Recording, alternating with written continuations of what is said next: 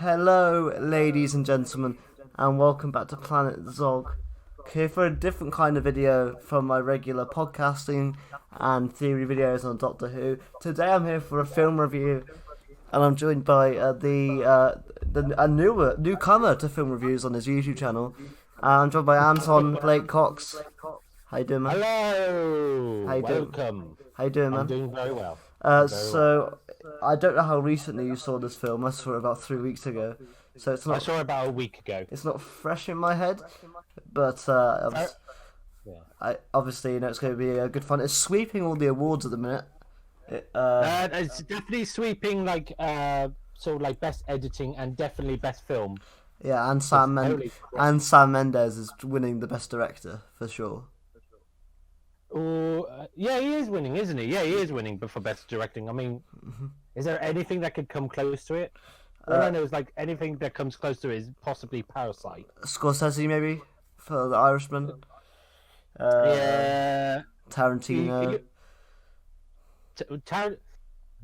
I don't know what it is about the Oscars and Tarantino, but it's I feel like there's going to be a bit of we're going to push you away for a little bit. Yeah. Type of attitude from the Oscars. Anyway. I still believe that Taika Waititi should be nominated for best director, but that's just my personal. Is he not nominated? I don't think he's nominated at the Oscar for best director. However, God. He's won our hearts for Jojo Rabbit. Jojo Rabbit, such a good film. However, this film is directed, as we said, by Sam Mendes, and it stars George Takei and Dean Charles Chapman as Schofield and Blake, respectively. So, what did you actually think overall, Anton, to this film? Overall, it's just a shame, for me, because I didn't see this film. I only saw this when it was generally released in January, and literally, this is. If it came out in 2019, this would have been my best movie of the year, without a doubt, beating Joker. We should have done a video on Joker, because I absolutely hate that film with a passion. Really? I think it's awful. There we go. I don't like it. Maybe we'll have to do a video on that. For we could get into a good film discussion now that you'll see a lot more films. Hate. Yeah, Planet Zog's hate. But no, this film I thought was really, really, really good. It's a film that I have to urge for you guys. You've heard it all before. You do need to see this one in cinemas. You will not get the same feeling and vibe if you watch it on a Blu-ray or however you watch it. 4K no. This is sort of one of those once in a lifetime sort of movies you only watch once and that's it. Yeah, and by the way, warning: we are going to go into full spoilers for this, so there'll be a big discussion about things that happen inside the movie. But the basic plot is these two, Schofield and Blake. Boba Fett dies. Boba Fett dies. The Rancor pit. Not again. Sorry. But the basic plot of this film is that Schofield and Blake have been asked to deliver a message to another group of soldiers because they are walking into a trap. But to do this, they've got to go across no man's land and be as quiet as they can, but get there in time because the battle's due to start tomorrow morning, and they've got to try and convince the platoon down there that they need to stop the attack. Mm-hmm. Is that? Would you say I've done a good job at explaining the plot? That's just basically the basic description without spoiling any of it. Really, that's just yeah. That's perfect. One thing I've got to give credit to though is definitely George Takei as Schofield. He carries the movie. Originally, you think it's gonna be Blake who carries the movie, but actually, unfortunately, here's spoiler territory. Blake dies. Would you even say before midway through the movie? I literally looked at my watch as he died. It's literally less than 15 minutes in the movie. Okay, he's in there more than 15 minutes for sure. 50.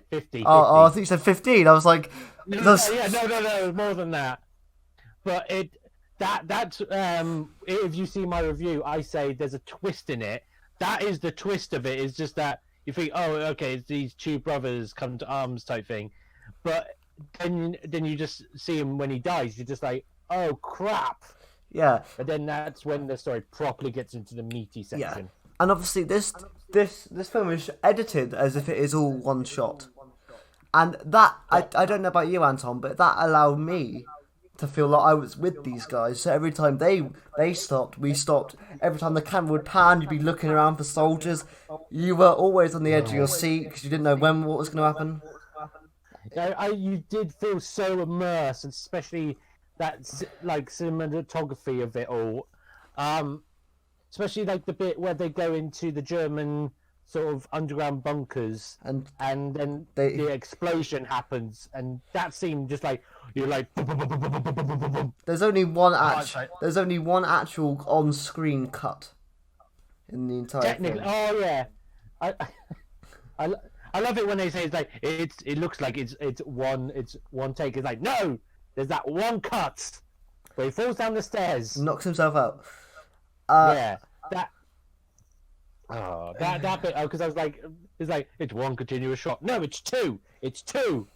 But no, one thing you got to give George and Dean credit because they're the guys that carry this film. If you didn't like those characters, you would not like this film. And there is so much. I was gonna say, Go on. sorry, I was gonna say, they're not unlikable characters at all. They're so good characters. Absolutely. They're amazing. Yeah, and you like as I've been saying, you've got a feel for those characters. If you don't care about those characters, you're not going to care about the movie because you don't really care about any individual soldier. You're not really thinking, "Oh, I want this person to survive." You're more worried for the state of this platoon that that could be in trouble. I don't know if the platoon's the right word. If anyone in the comments wants to correct me, but it's so good. Like the premise itself is so good. But at the start of the film, though, it's quite fun.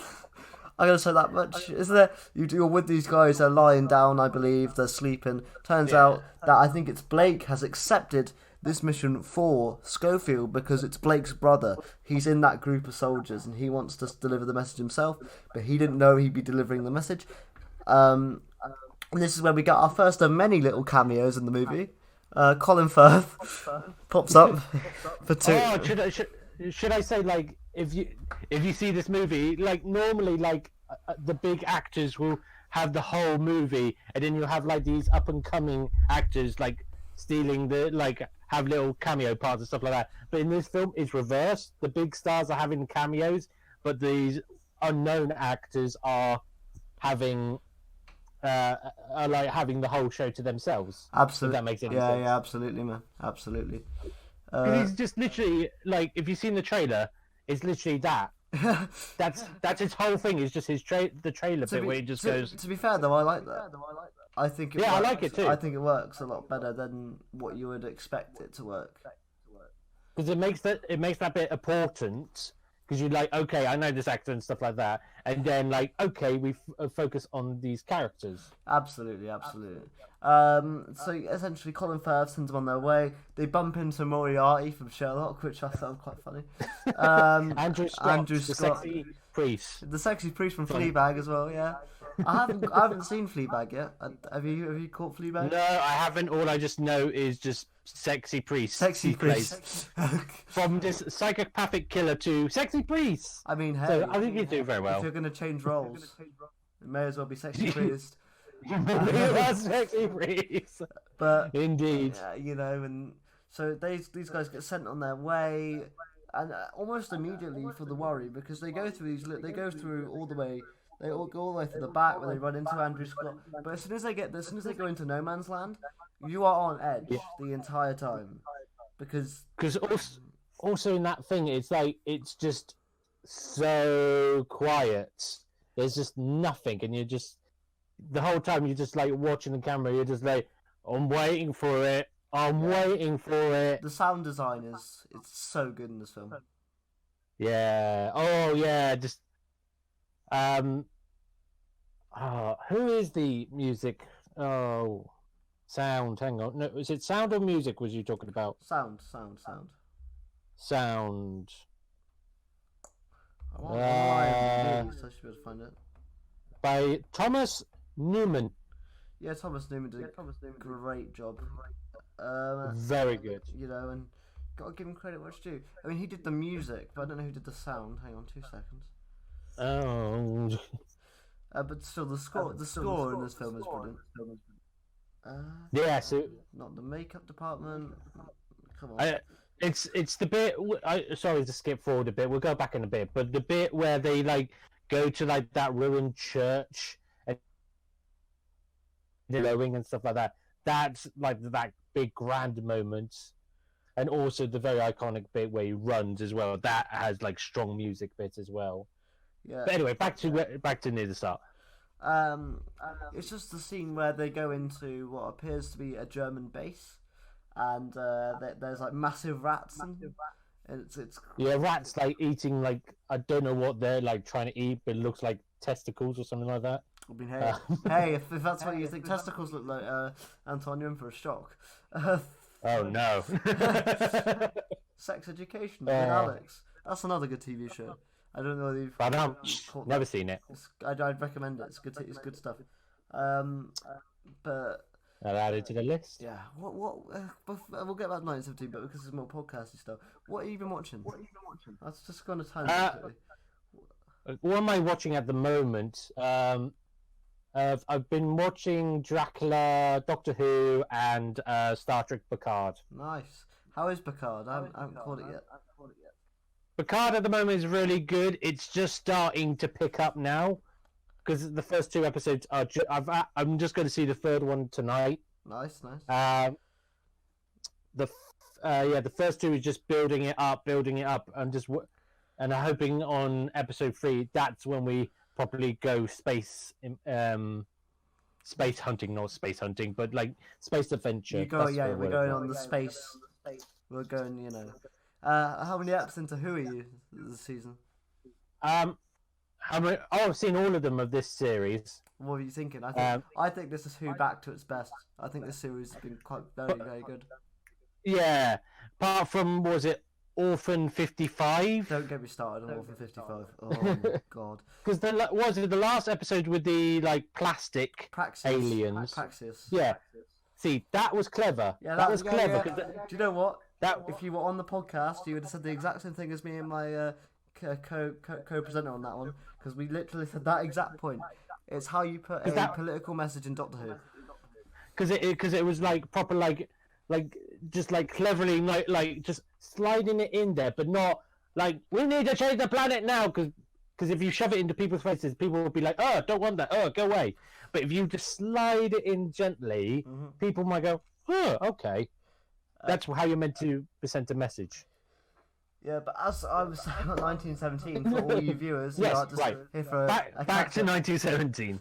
Catch up. They go into this base, and every crumble, every noise, everything you hear, you are on the edge of your seat. You're listening out for noises because you're so worried. And then when you hear that tripwire go off, you're like, oh no. No, but the funny thing is that bit where he's like, he stands over the tripwire. And he just basically goes like he hears it, but you feel like, oh, they're not going to go into like a big action scene yet. It just go bang, and then like, oh crap, we're probably going into this now. That's that feeling, and I yeah. Sorry, I've made no sense to this whole interview. Hi, I'm Anton. Hi, it's Anton. Go subscribe. He's in a well-known YouTuber called Aldo Jones. I saw you in the Black Widow one. Yeah, a little shout out to Mr. Aldo Jones. Yes, you may see me in his weird trailers. But yes, back to 1918. 1918? That's the sequel. Yeah, that's the sequel. 1918. We've got to go over again. We've got to do a message again. More messages. This time they got to go backwards. Dun, dun, dun. And then suddenly it's how they invented Twitter. Everywhere down the dun, dun, dun. But no, Aldo Jones took my spot in your 100 subscriber special, so screw Aldo. No, I'm joking. You had a cameo. I did, right? Yeah, if you are from Anton's side of things, that was literally like what, 2 days before release?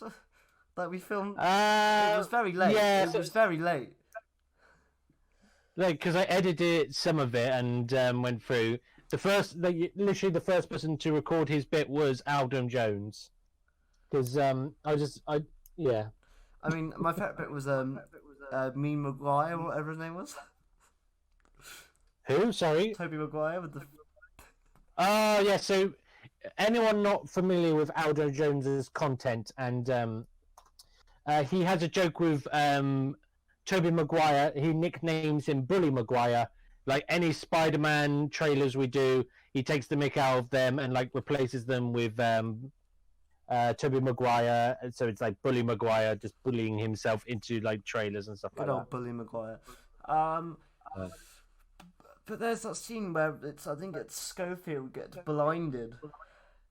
Yeah, because he's under the rubble, and the rubble, like all the dust is like on his face and stuff like that, so he can't see at all. Yes, and whilst after they get out of the area, there's a lovely 3 minute scene where they're just talking about what it means to be a soldier, and to Blake it means a lot more than it appears to mean to Schofield, because Yeah, Blake's kept his medal, whereas Schofield got rid of it. It appears for like some alcohol or something.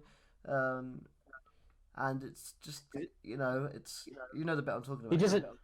He doesn't. Yeah, I know that bit because he doesn't feel like much to be a soldier. He doesn't really want to be here and all of that stuff. Whereas Blake is like, oh, this is the time of my life. I'm a soldier and all of that stuff. I'm a hero. Absolutely, And and is that? then they come across this farm with a lot of milk. That'll Oh, come. can I just say, like the transition when they're just talking about life and stuff like that, between that like explosion and the farmhouse is this nice, pleasant palette cleanser that just Yeah, solidifies the characters. this film feels like a book. Seems It like does. It does. after every little bit, it feels like a chapter, and then there's the build up chapters, and then there's that big chapter where a lot happens, and then we slow down again. But because you never cut away, you're always focusing on. It doesn't feel like a film. Oh, actually, here's the thing: if it wasn't a one shot type film, if there was multiple shots, do you think it would still have this attention? Oh no, but I feel like it was written so it would work this way. Yeah, I do feel like so as well because I was thinking to myself like, what if they didn't do the one camera sort of angle I type feel like it thing? would still be a good movie. I just feel like It'd still be a good movie, but it wouldn't. I don't think it would have the same no, support that it has received. absolutely not. But I think it is still one of the best films that I've seen in a Absolutely. while. Especially, I think it's been one that I think it was my best cinema experience since Endgame. And the only reason I'm saying that is because I saw Endgame opening night, midnight release. We were all crying, all Ooh. laughing. You didn't go midnight, did you? You went there the day after. I went on the weekend because I have work. Because I remember you threatened to stab me or something if I spoiled it for you. And just to clarify, not in a literal sense. Oh no, we live in two separate parts of the country. However, he did come to Knock, knock, knock. he did come to a location near to me for NXT UK, and he didn't even come say hello. I'm sorry. I didn't know you lived so close. Only an hour drive, but yeah, no, even less. I than don't that. have a car. No, I could have drove down. I have a car. You drive? Yeah. This podcast has become very interesting. How long have you been driving? Long enough, mate. Long enough. But Yeah. yeah, as we were saying though, it feels like a book, and the book storytelling I feel just works really well for this film. Before we get into the second third of this film, what would you say you preferred, the build up, the middle, or the ending? What was your favourite third of this film? Oh, so the start. The problem is you need the start bit to execute the the middle and the end bit, because that first bit is just literally the setup for it. So I wouldn't say there's a best bit of it, but that I would definitely say it definitely got my interest by the middle bit of the film. See, I'd say my favourite part is the beginning. Ah, okay.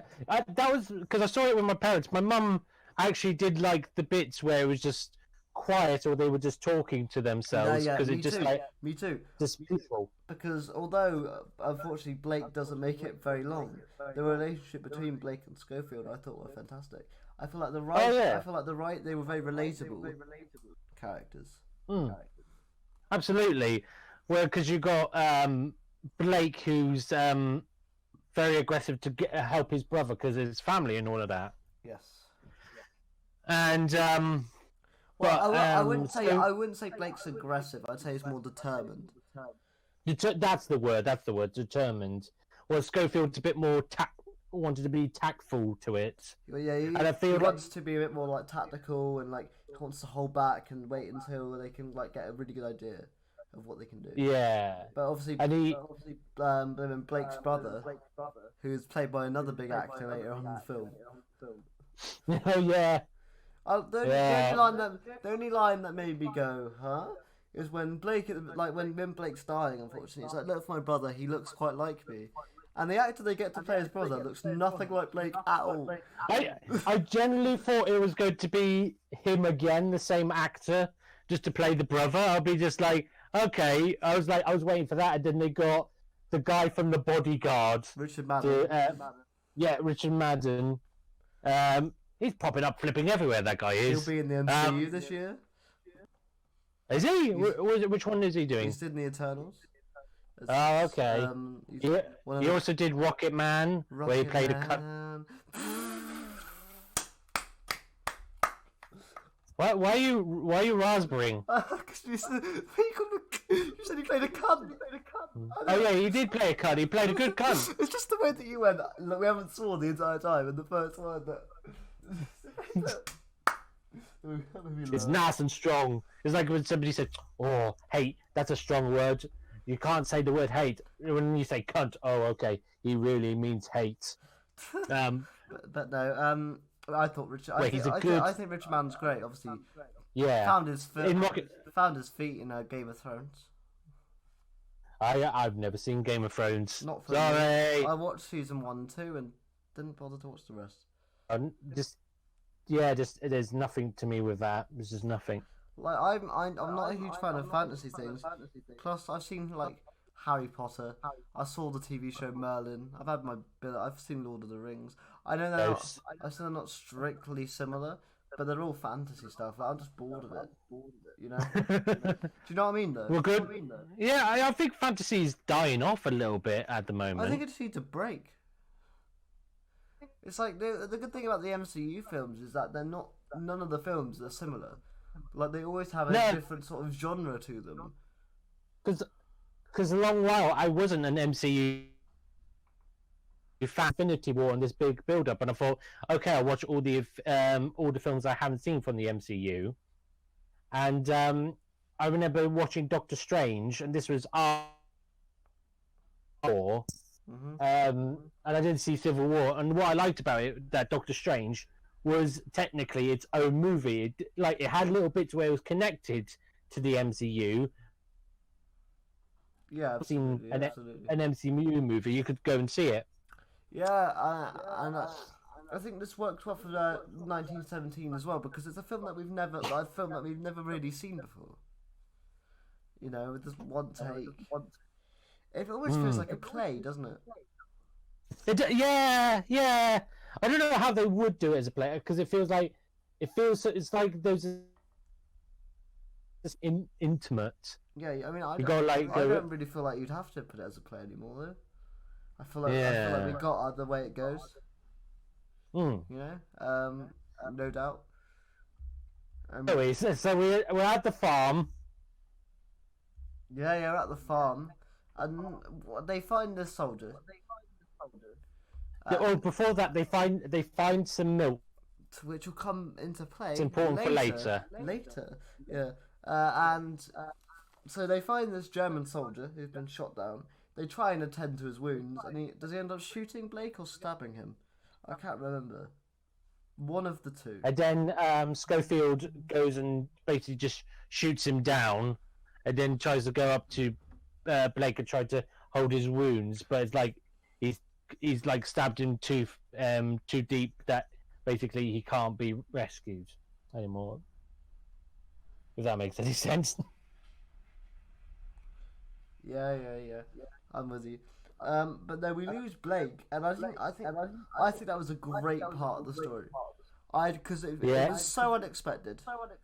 Because at the start, Blake's sort of the lead. Yeah, he is. He is like there's just like okay, this is the guy we have to follow. He is the one, the true man that is behind all of this. And Schofield might do like something like character development for Blake to do, but no, he dies. That is the greatest twist of like, this is the main character. Actually, no, he's not.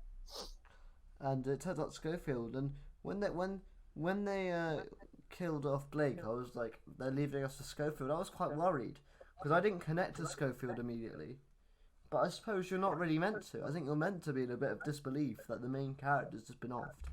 And the next hour or so is building up Schofield. But I will say this is like the moment after he gets stabbed, there's a group of army people, British army people, led by Mark Strong. Good old Mark Strong. Yeah, my mum is a huge Mark Strong fan, and I just stared at her. She had this biggest grin on her face when she heard Mark Strong's voice. Not looked at him, his voice. That's how much she's a fan of him. Yeah, well, I knew it was Mark. I knew it was Mark Strong too. So, did you not know it was Mark Strong? I had an inkling it might have been, but when I properly like saw Schofield talk to Mark Strong's character, then I was like, yeah, no, that's Mark Strong. That's Mark Strong. Because you don't see him at first, and then you see him like really far away, and I'm like, yeah, I think that is Mark Strong. Yeah, it is Mark Strong. Yeah, absolutely, I agree. It's so like it's such a weird thing, isn't it? It is. Oh, it is. Like I don't know how they managed to get all these cameos in. I don't know. Well, because the story is a true story, isn't it? So this is the whole true story of like brain come on work. This is the true story of like being told by come up now. I think they told their grandson or something like that. Absolutely. And it's mental to me. I think that they like the story. Yeah, but the thing I find interesting is when he clambers onto. So as we were saying about Mark Strong, I'd say he's probably the most. He's got the most to do out of the cameos. He's not there for very long, but he's the one that influences the story the most.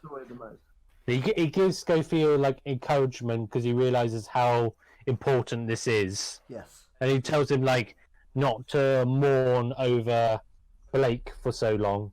Yeah, it's actually just get your shit together, boy. Yeah. But no, then there's this lovely scene where he's in this carriage full of people. They're all quite jolly, but he's not. And it's just the look, it's the gaunt look on his face, where you just realise that he's not, he's lost his friends. He's like a brother to him, really. And this is where we get this is where like the danger turns up to 1 million, because they're meant to be travelling to where Schofield needs to go, but there's a problem with the bridge, so they're going to have to go all the way around. The only issue with that is they won't be able to get there in time for the message.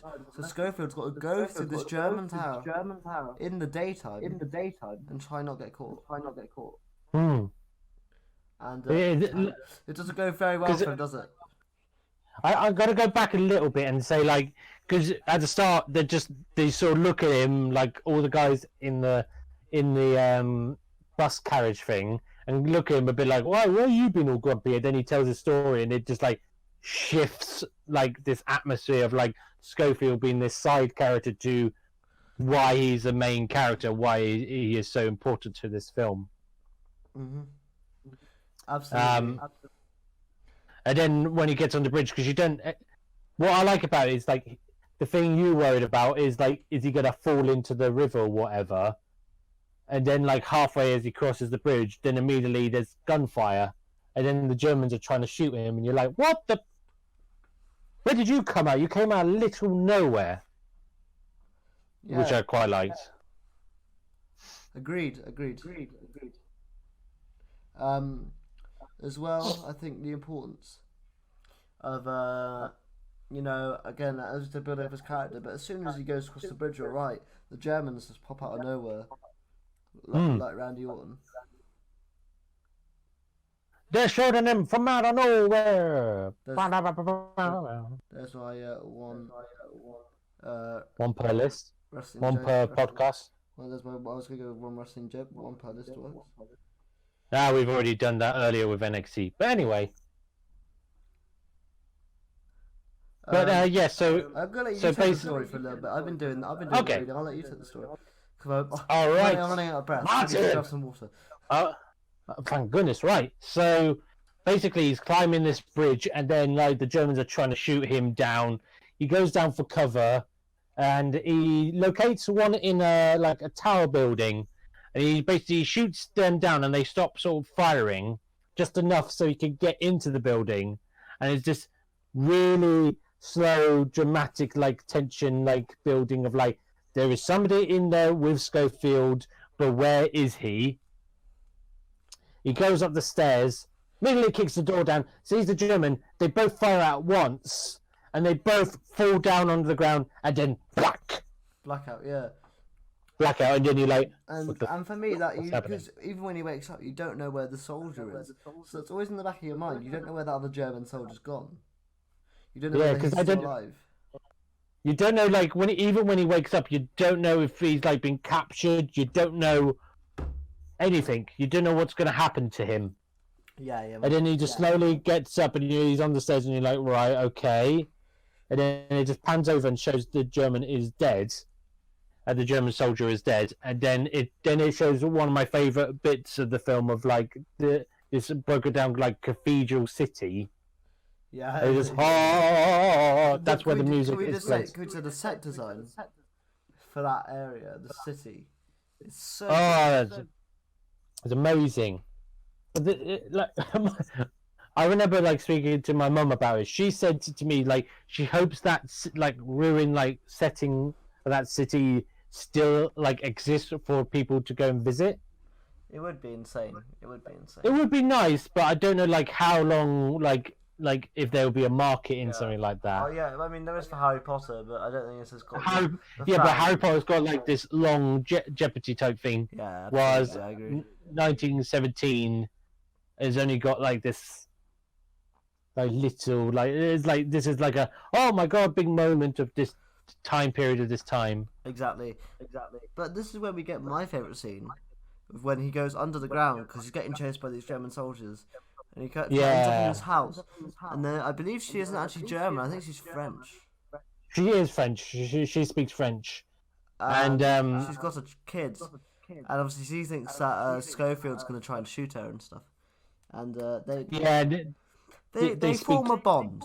And this I went to this with my friend, and he went, I don't like the fact they tried to set up that they were like in a romantic. I didn't get any romantic feels between those two. No, it was more the concept of like trust. She just wants to get out of this horrifying war type thing, and it's a bit like, and he wants to help her, but it's like it's not practical. It's not possible. It's not possible. And you never know what happens to her because he has to leave, and he leaves quickly. But he's wounded, so she tends to his wounds. They have a little moment, not like that. And then he gives her baby the milk. And the thing that like sort of gets you emotional is like when he says like so who's the mother, and she's like I don't know. Yeah, so it's not her kid either. It's not her kid. She has no relationship to this child, but at the same time she has to look after this child so she can. Yes. And so it's like they can 5. Yep. And it's just this thing. It's just this. It's like every scene in this film is a gut punch, in some way or another. This was a good gut punch moment of like, because these type of scenarios still happen today, where it's like, I want to help you, but I can't help you because I don't know, because he has to go off and send off the message, otherwise they will die, the soldiers will die. Or he stays and helps this one woman and child get to safety, and it's like way off the balances of playing basically the game of God. I feel like, and it's just Yeah, because you feel sorry for both of them. So yeah, and then obviously Schofield has to go, but he's immediately getting shot yeah. at again, and he has to essentially jump into a lake, and he has to Oh keep. wait, If I wait. skip something, if I skip something. It's a little bit in the film, but it's like there's like another sort of like drunk German on one side. So Schofield hides behind a building, walks into the building, and then there's literally another German walking beside him, and there's this brilliant moment where the German sees him, and he sees the German, and the German has that facial expression of like in this scene it's a mixture of like comedy, tension, and drama at the same time, because it's just like, oh shit, there's an Englishman, and he just basically holds him, and like the concept of like, don't you freaking dare say anything, and then in the background goes and kills him, basically strangles him to death, whereas the drunk German's a bit like, where are you, my friend? Where are you? Yep. And then like Schofield kills him, and then just runs past the German, and then the drunk German just realizes what happened, and basically says, there's an Englishman, and then there's a big charge of like soldiers trying to catch him, and then he falls into the river. And it's I just that scene where he falls into the river. At one point, the river's flowing so quickly, you can't really swim. But when he gets to the end, and he realizes the river's full of dead bodies, and he has to climb over these mangled, with flesh pouring out and blood, and he goes through this forest, and he hears these people singing. Oh, before that, he has his moment where he just cries. No, but isn't he crying? Isn't he crying when he's walking to find these people? No, he cries when he first gets out of the river, because that's the like first moment of like since his friend dying that he is on his own, basically. Yeah. Like completely on his own, not worrying about anything around him. Yeah. And that's that moment of just like just that moment of okay, I'm fine, and carry on type thing. But he feels like, I think he thinks he's failed or something like that when he comes to the singing.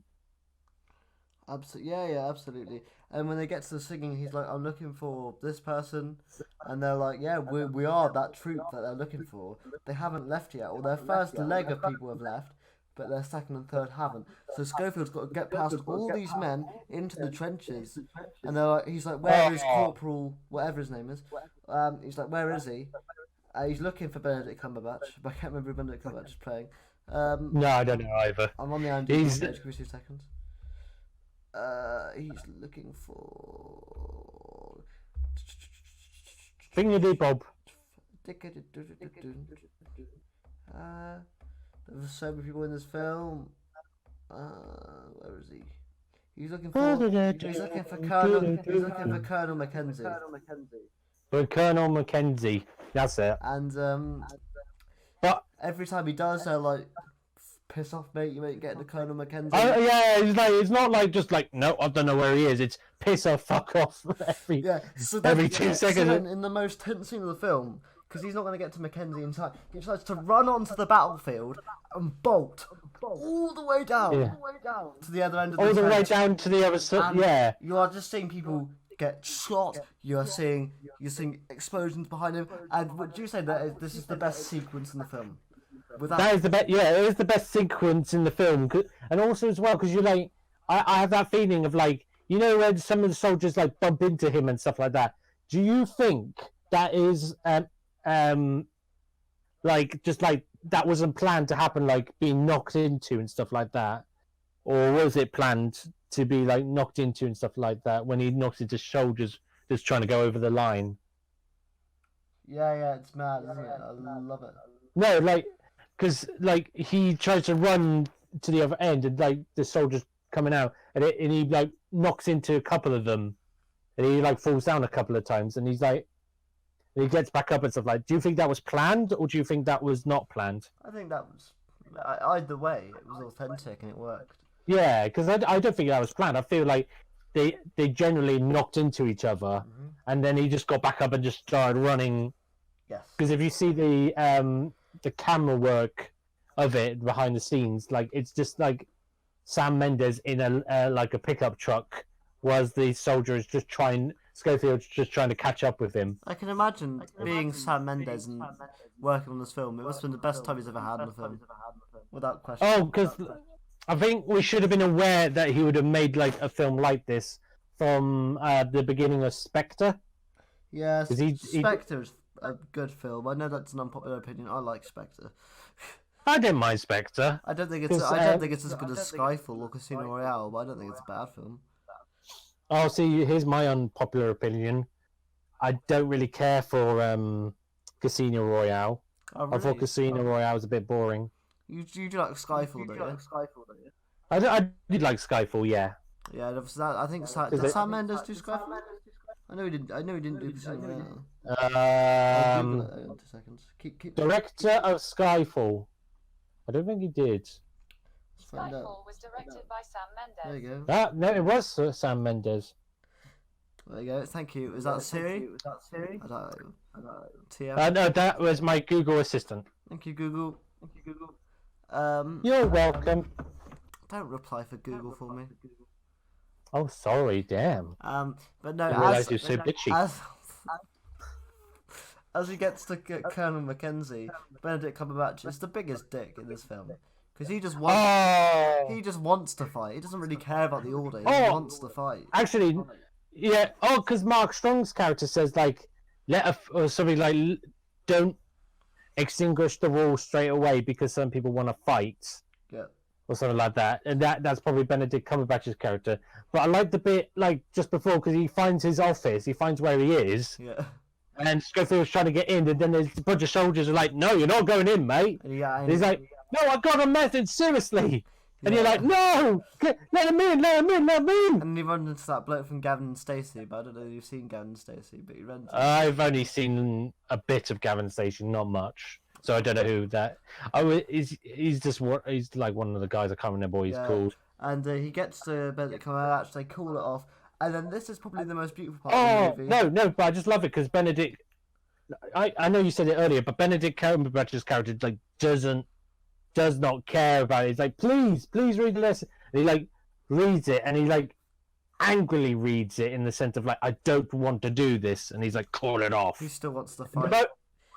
But when he calls it off, that's the moment you're like, oh, thank and he's God. and then he's like, fuck off, Lance Corporal. And, yeah, he says it's like his like poetic line about like hope and stuff like that, and then he goes, now fuck off. And I was like, oh, charming. He lost his friend, and now you're just telling him to fuck off. Charming. And then for me, the Gavin Stacey guy goes, thank you. Then for me, the end of the movie where he goes and finds Blake's brother is one of the best film endings of all time. Because that's a good. Yeah, I like that. He runs off to the medical bay, and he's going to the bay, and he can't find them. He's trying to find Blake's brother, and it's right at the very end when you see someone giving orders, and he turns around. He must have recognised him because Richard Madden looks like Blake Shaw. But after he tells Blake, he asks, "Can I write to your mother?" And Blake says yes. And then he just goes, and then right at the end, he goes over to a tree and just sits down and watches the sunset. And just like the start of the film. And what a beautiful poetic ending. That is like that moment of just sitting by the tree is how the film started and how it's ended is just beautiful full circle, and it's I think it's so good. I think. So do you want to give our overall thoughts then and wrap this up because we've been going for about 45 minutes or now? So. It is literally, I say, absolutely Oscar worthy. It is literally so far my favorite film of 2020. Mm-hmm. This is just like fully experienced. But I've been told from Jack Howard. Jack Howard said basically, watch it in cinemas. Just don't watch it again.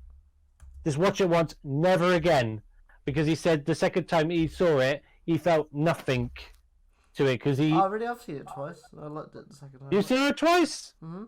Okay, because I like part of me does not want to see it again because I don't want to be ruined of that feeling I had before. Mm-hmm. So that's why I don't want to see it again. Do you know what? there's the film that my friend wanted me to go see twice, and I never went again, and that's Joker, because Joker is the worst film of 2019. I'm not even joking. I think Joaquin Phoenix's performance in it is amazing. Okay, no, it's a decent performance in a shit film. See, no, but Joaquin Phoenix has done better. I'm just saying. I probably has, but I'll be glad when he receives his Oscar for Joker. What's her name? Should go to Taron Egerton, in my opinion. He's not even nominated. It's bullshit, isn't it? How the hell is he not nominated? How is he not nominated? It's rubbish, isn't it? I agree. I mean, the whole give it to Adam Driver. I need to see Marriage Story. I've only seen the first 5 minutes of it because I was watching it, and then I was starting to get hooked, and I was realizing, yeah, it's 11 o'clock at night, and you've got to be up at 5. Better not watch this movie. Go to sleep, go to sleep. Yeah. But it's just so strange. But anyway, I gotta say, this film would recommend seeing it a second time. Maybe not in cinemas, because I don't think anyone can live up to that. But wait till it comes out on Blu-ray. Definitely buy the Blu-ray. Watch it again. And I think it would just be, it'd be one of those films that take you on an adventure. Yeah. Actually, do you know what? I'll probably watch it again in 10 years. Do you know what? I'm genuinely going to give it a 10 out of 10. I know. Honestly, because there was never a moment where I was bored. There wasn't a moment where I looked at my watch. The only time I looked at my watch was like you said when Blake died. I was like, are we already near the end? What's going on? This is that was quick. Just the film. Yeah, because I know it was 2 hours long, but still. So are you going to go 10 out of 10 as well? I'm going to say 10 out of 10. I don't know to do what I rated it in my review. Oh, don't spoil it. Don't spoil it. Well, it's coming out at the same time, so and most of the people. Yes, absolutely. are going to. Actually, yeah. No, stop it. Leave it to my review. Go to watch my review. Thank you if this is the other way around and you've come from Anton's review and come over to. Yeah, those people be like, I know what he said. I know what he said. But no, I think Anton, to save the viewers, we should leave it there. All I'll say to end it is recommend seeing this film while it's still in cinemas. I think it must have a few weeks left still. I'd say it's got about one more week, and then it's going to be just once appearing on a random Odeon or View cinema. So quickly go and see it. I'm personally a fan of the View, that's because my Odeon isn't disabled access. The same reason the other way round. It's more acceptable to get to an Odeon where I live than a View. Then all the View cinema is better, in my opinion. Absolutely. Well, there we go then, everyone.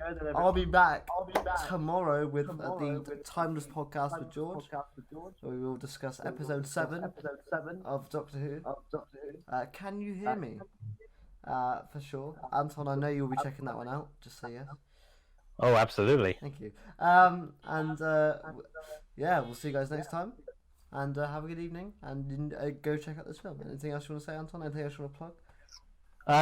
Plug stuff. Yeah, check out my channel. I'm doing movie reviews, monthly vlogs, occasionally just random stuff and here and there. Do you know what? The monthly vlogs reminds me of another movie reviewing YouTuber. I wonder who it is. Yeah, I've just become a movie channel now. I wonder who else does monthly vlogs who's a movie reviewer. I don't know. I have no idea. Obviously, but anyway, I'm only joking.